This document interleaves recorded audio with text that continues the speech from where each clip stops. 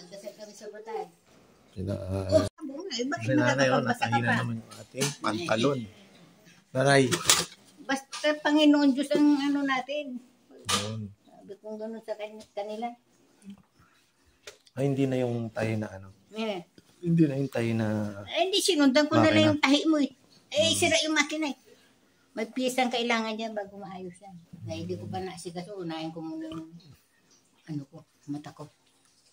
Si nanay. Sana mapalinaw na yung mata niya. Ay, maraming talaga to. Basta maayos ko lang yung requirement. Bukas ayusin ko yun. Makompleto lang yun. Maka-schedule ng mata ko. Pa-operahan. Di matatapos nung Agosto na to. Ma-operahan na ang mata ko. Sana masuportahan si nanay. Ay, malinaw pa ang mata ko. Nakakapag-hinupay ko. Ano ilang grado nyo na yun ay? Ang alin? Yung mata nyo, ilang grado na? Ay, di ko lang alam. Kasi ano to eh. Dati 175 at saka 150. Kaya nga, di ko alam. Kasi natuklasan ko to may katarata ako.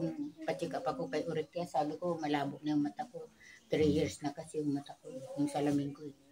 Eh nanay, pwede ko kayong ng salamin. Kaya lang, kailangan maoperahan kayo. May katarata kayo, malaki na. Ay nakita ko sa computer, malaki na yung balot na talaga tong itim ko ng puti. Itong isa nanay, wala.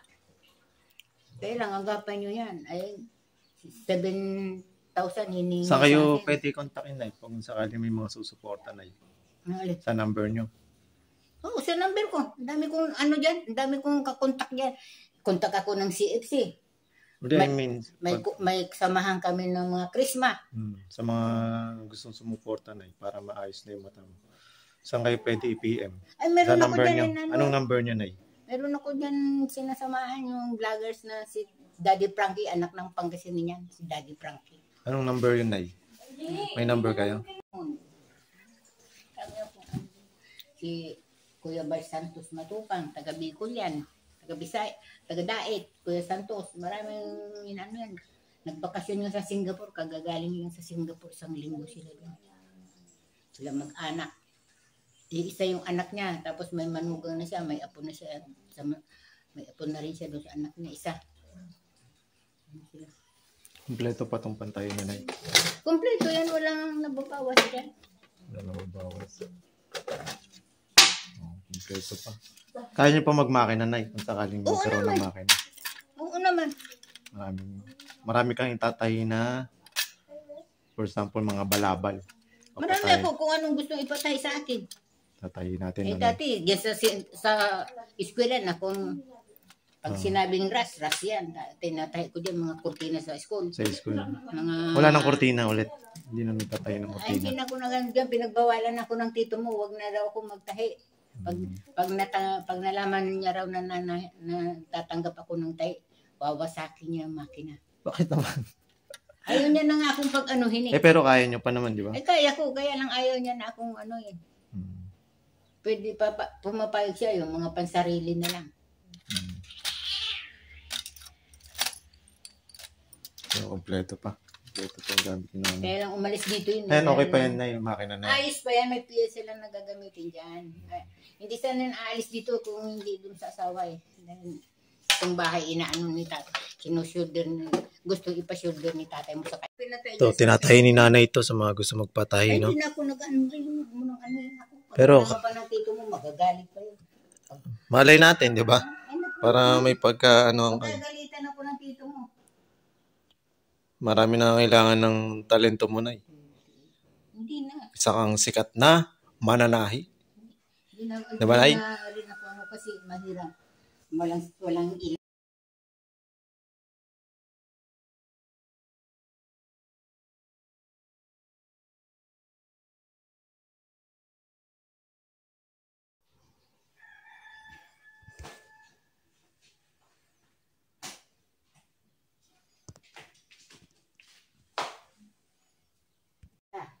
Yung magtatanggap ka pa ng tahiin para pahirapan mo sa Pasko nga, sinisimpian ako nun.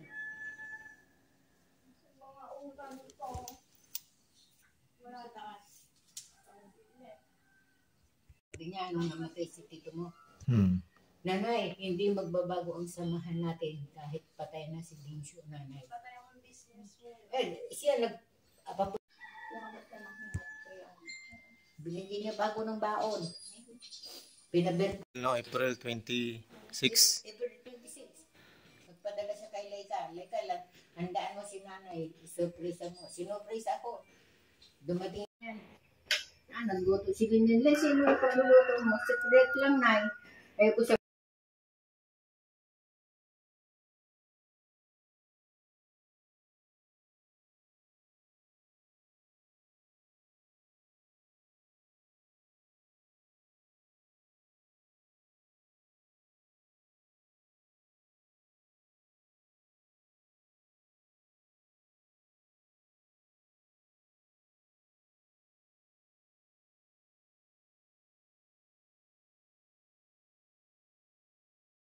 Champion sila.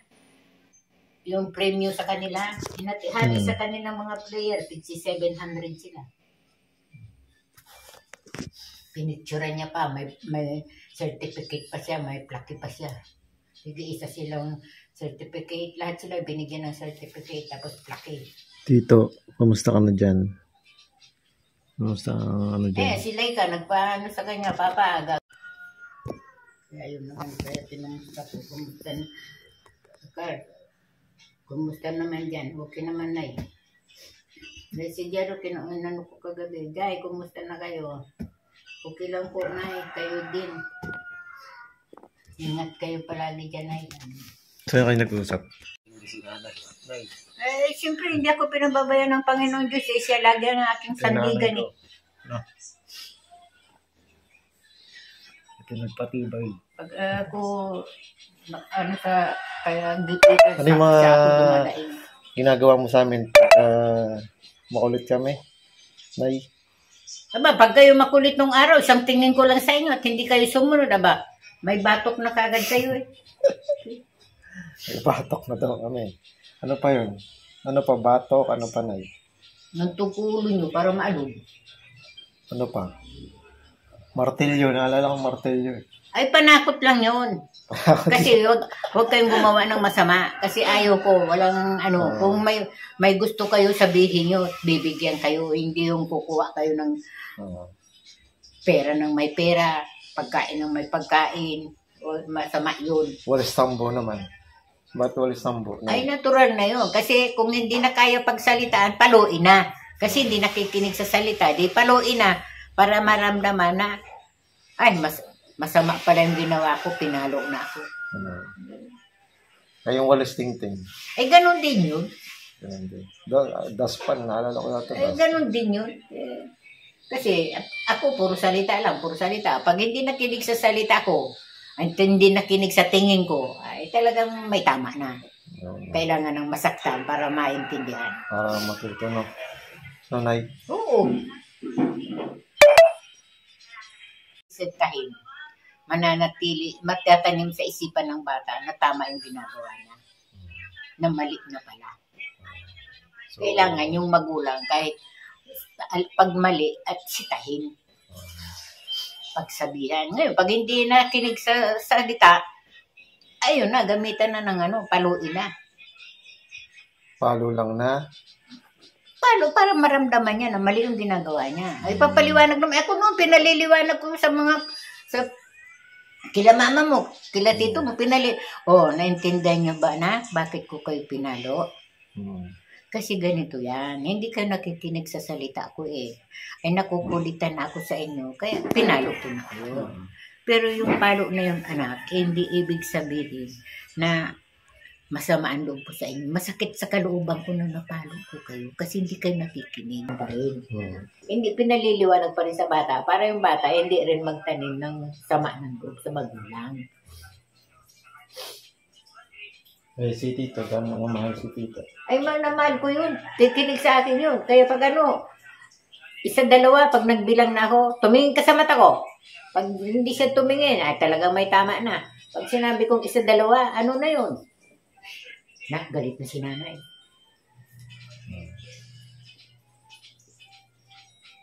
Kasi hindi ako mahilig mamalo nung araw. Talagang... Si Tita Roxanne. Ay, lahat sila. pinag-ano ko sila, hindi ko sila inano, pinagsasalitaan ko sila. Pag hindi sila makinig, yun, doon na may tama, doon na may... Hindi mo pinapalo. Hindi ko pinapalo, wala akong, hindi, lahat ng Saan anak yung ko, yung hindi ko dito? pinapalo. Saan mo hinagisin dati? Noon, kasi nasa probinsya kami noon, nasa Batangas kami. Na bubisit ako, hindi nakikinig sa akin. Bakit daw? Barkada ng barkada doon sa kapitbahay namin. Saan sa pangatira niyo? Doon sa ano nga, sa Batangas nga, Okay. tabing dagat. Ano kami doon? Halika nga, sabi ko gano'n. Ay, tinarga ko, inihagis ko. Huy, sabi nung ano, bakit may nagis yung anak yung matinik yun? Buti hindi umano doon sa arumahan. Sabi nga, sinalo ka agad nung kapitbahay ko. Eh, kasi hindi nakikinig sa akin, tigas-tigas ng ulo eh. Kung ano yun, kung nakinig yun ng aroma, ay puro tinik pa naman yung aroma. May sabi niya. Ay, hindi mo rin matitis, ano ka rin sa anak mo. Eh, kasi ang tigas ng ulo eh. Pakukulitan na ako, sabi ko. Buti nasalo naman. Nasalo nung ano, kapitbahay kong matanda. Hinagis mo talaga Si Aling Susing, nasalo na Aling Susing. Hinagis mo talaga. O, kinarga ko, hinagis ko, kasi ang kulit-kulit. Eh, Si makulit. tatay nun? Nasa trabaho, hindi umuwi. Sa lahat ng anak ko yan ang makulit. Dito din siya. Makulit yan. Mag-iigib sila. Dito, nung nandito na kayo na. Samahan mo si ate mo, mag-igib kayo. Ito, dala nyo. Tigi isang galon sila. Silang tatlo. Si mama mo, si Tito Mudencio, si Tito Mudondon. Kasi maliit pa nung si Dayan, si Tito Mudon, maliit pa. Silang tatlo. Mag-iigib silang tatlo. Kaya ito si Dincio, laging pasaway to eh. Laging pasaway to kay ate mo eh, kay mama mo eh. Laging pasaway. Kaya yun, babuisit ako. Minsan naman, anak, makinig ka kasi sa akin para hindi kita anak nasasaktan. Akala mo ba, anak, gusto kong saktan kita? Hindi ko rin anak matiis. Nasasaktan din ang kalooban ko, anak. Sabi ko naman. Pero huwag kayong matigas ang ulo. Yung sabi nila? Hindi sila umiimik. Tahimik sila. Nakaupo lang sila dyan. Oo. Kaya noon nga, nakaranas ng hirap yung mga yan. Sabi ko na, hindi ko gustong pahirapan kayo. Kaya lang, wala tayong magagawa. Tatay mo, hindi umuwi. Sabi ko na. Natuto sila magtinda ng plastik sa Caloocan. Nag-uulam kami ng saging na green. At saka alamang na, bibili na sila ng alamang. Saging na green? Oo, yung saging na green. Dilaw pa yan. Luto na yun, hinog na yun, dahil sa green na lang ang kulang. Saka alamang. Tikiis kami doon. Pag uwi nila, tuwang-tuwaan na yung si Dincio. Nanay, mayroon na tayo uwi. Bumili na sila eh, walang pera eh. Si Tito lang lagi yung bumibili. Oo, sila, hati-hati sila. Silang tatlo, hati-hati sila. Hati-hati? Oo, kasi namomorisyon ko lang naman sila sa plastic eh, sa plastic bag na plastic. Tapos? Basta yun ang ano, basta kung saan kami tumitira. Nakailang tirahan kayo ng night? Ay, naku, malapit sa Maynila, ang dami kami tinira, ang dami kami palipat-lipat. Talaga kayo lumaki? O doon kayo nanirahan? Doon kami nanirahan. Kung saan kami nanirahan kami ng Tondo, nanirahan kami ng Caloocan, nanirahan kami ng Santa Mesa. Tatlo? Nanirahan kami ng Batangas, dahil na-destino sa Batangas. Kaya nung... Taon-taon yun kayo nakakatagal yun? Hindi sa taon-taon. Hindi sa taon-taon yun.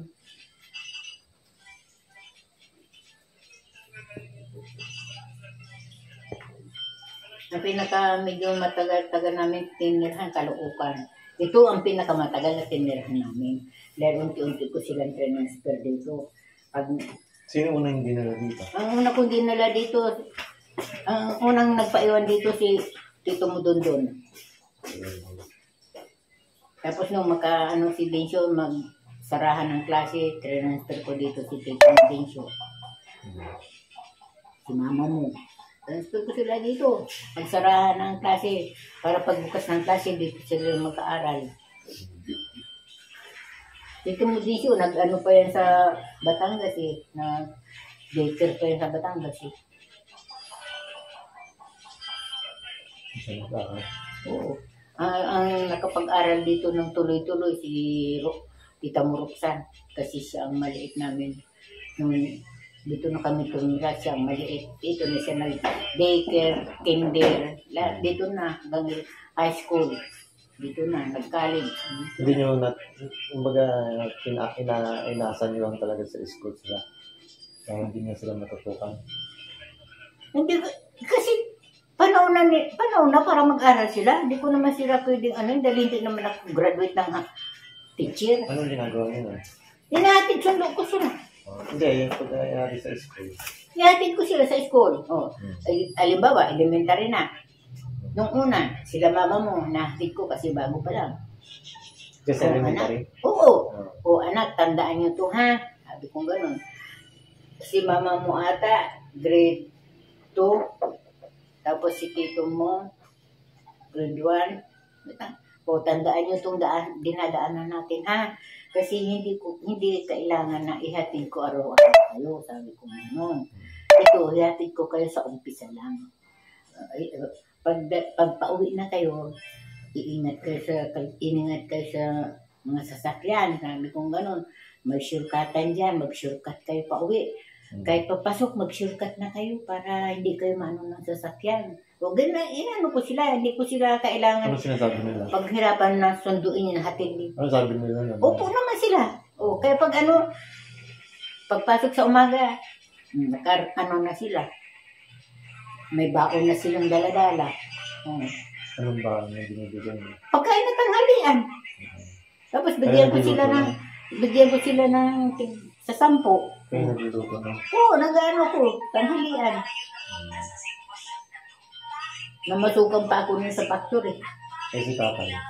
Si tatay mo, nung araw malakas kimita yan, 1 millionaire yan, hindi. Hindi, nandun siya. Nandito rin, kaya lang kung saan pumupunta. Uuwi, lasing.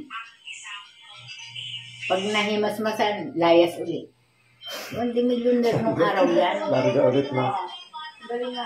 Si mama mo, saka si tito mo din siya, magsasalubong yan doon sa post office. Kasi si mama mo sa POP na. May high school pa nung araw sa POP. Si tito mo din siya, hindi pumasa sa POP. Kaya nag-high school siya sa BMS. Ang dalawa na yan, magkikita doon sa post office. Pupunta na ako sa factory. Ay ako naman nangangamba dahil akala ko reject yung binaba ko. Anong binaba? Kasi nandun ako sa taas sa recutting ako recutting section ako baka naisip ko, kaya ako piniging, reject yung nirecut ko. Ngayon pala, kaya ako piniging, yung dalawa, nagkita kung pinuntan ako sa pagturon ng pera. Kasi umalis sila dito sa bahay, wala kasi tatay niya. Wala silang baon. May baon silang pagkain, pero yung pera, wala silang baon. Pupuntan ako ng dalawa. Ipaging ako naman ng taga-opisina. Yung pala, hihingi lang ng pera yung mga anak ko. Nandyan yung dalawang anak sa labas.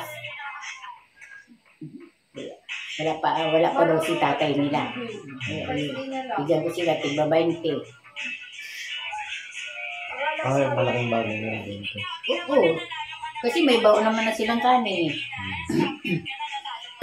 Sino nagsasahin mo? Ako.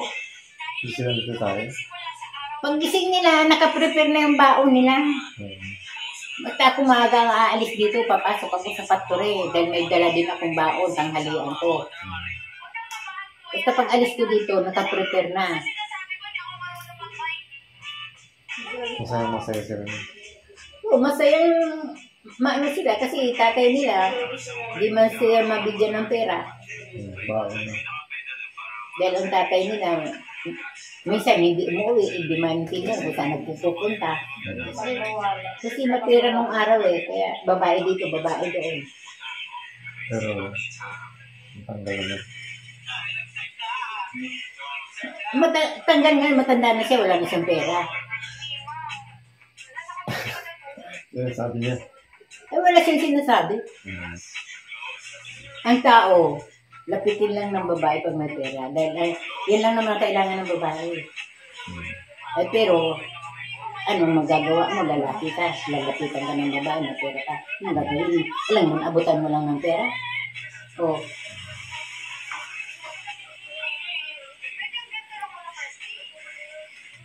Saan hindi ka nagagawa ng tatay? gawin nila. Ano mo? Anong trabaho mo? Ha? Anong trabaho ng tatay? Security guard. Doon siya nagawa. Security. Yun agad trabaho ng tatay, security. Oh, security guard. Security guard yan nung araw. Nung security guard pa yan, hindi umahawak ng pera yan kahit sintumbuling.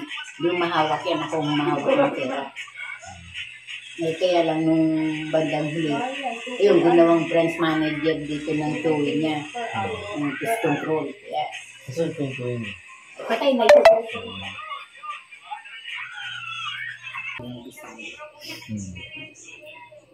Dumating noon, sinundo namin sa Northern. Tapos yung kapatid. May maliit pa siyang kapatid si Junior nung araw. Maliit pa yan eh. Siguro mga 2 taon na. Karga-karga ni nanay. Nanay niyo? Yung biyanan ko, yung nanay niya, karga-karga.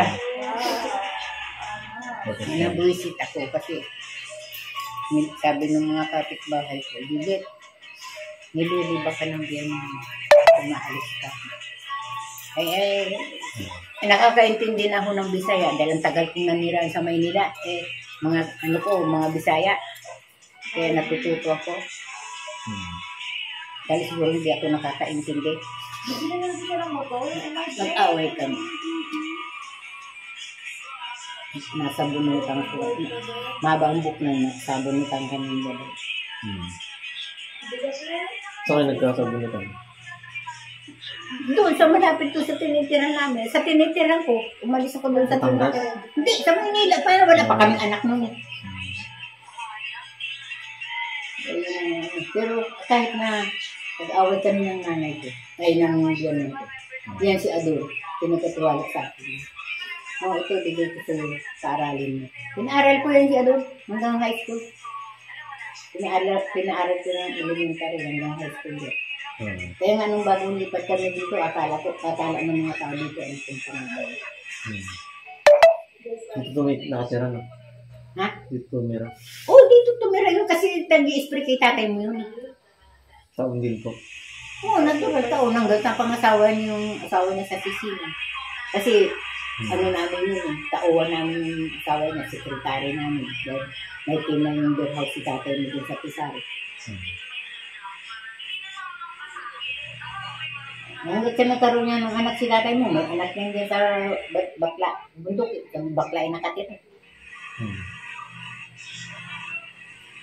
Kilala na nga ng mga tito mo, yung anak ni tatay mo. Pinauwi ng dito sa bahay. Ayaw naman. Ayaw bitawan nung nanay-nanayan. Kasi siguro magmamotor si oo nga, bigla siyang bago sa akin nga. Okay. Sabi nga ni tito mo, tito mo dito ka na tumira kay nanay. Pag-aaralin ka ni nanay, di ka pababayan. Si Tita Juk nga, hindi namin kaano-ano, napaaral ni nanay. Sila kayo sa meron dito na? Ha? Sila kayo nakatira dito dati? Marami kami nakatira dito. Mga ilan? Pinapaupahan ko ito nung araw sa mga factory workers. Ano yung mga factory dito na tumira? Oh, yung mga Manilaglo, tumira dito. Ay, tumira pa dito yung Tagamak. Okay. Mak. May factory Mak dyan nung araw, paggawaan ng mga yun. Paggawaan ng mga pagkawaan ng araw. Basta Mak ang factory. Ito yung mga tumira dito sa bahay. Kasi ito, tambakan ito, ginawang tambakan ng mga kapitbahay. Ginawang basurahan. Pinalinis ko ni tatay Sino niya. mga kapitbahay dito? Sila Dawis, si Ate Aix. Matagal na po sila dyan. Matagal na yan, saka si Ate Aix. Tapos mayroon dito. Tapos ito, Yung kabila nakuha din yan, medyo bakante. Nakuha din ni tatay mo yan. Ba't daw sila Ngayon, pinag-ano ni tatay mo doon sa Taga Manila doon. Ngayon, malis na rin dyan dahil wala na rin. Ano, umuwi na rin ng Bisaya, kababayan ni tatay mo. Kaya sila po ni pero sa amin pa dapat yan. Sabi nga nung, ano, gusto mo dun tayo? Dito tayo. Dito na lang tayo. Kaya, kung naisip ko lang na maganda doon dapat pagdating ng araw maganda, doon na lang sana. ang bigat na yun. Kasi yan, ito to, bundok ng araw yan. Magmula doon, sa kanto doon. Sino ang pasimento dyan? Nay, dati. Si tatay mo. Kasi iyan noon, magmula doon, sa kanto doon, hanggang dyan, bundok yan. Yung mga kapatid ni tatay mo, tinibag ng tinibag, tinibag ng tinibag. Okay. Eh yun, naging patag yan dyan. Wala nakakasa ako. Kaya kung alam ko lang, doon sana. Sa ganda sana doon. Kumbaga ito, buo na talaga to. Oo, buo na to. Bahay ito ni Marcos eh. O yun, kung tibagin lang yung bundok na yun, ang ganda kaya doon, mura kami kalsada na. Ang ganda kaya doon. Dahil hindi ko naisip mong araw yun. Ngayon, bandang huli ko na naisip. Yan doon, yan, tinibag nila tatay mo yan nung araw, bundok kaya yan. Magmula doon sa hagdan na yun doon. Doon sa pinagtaniman ng avocado.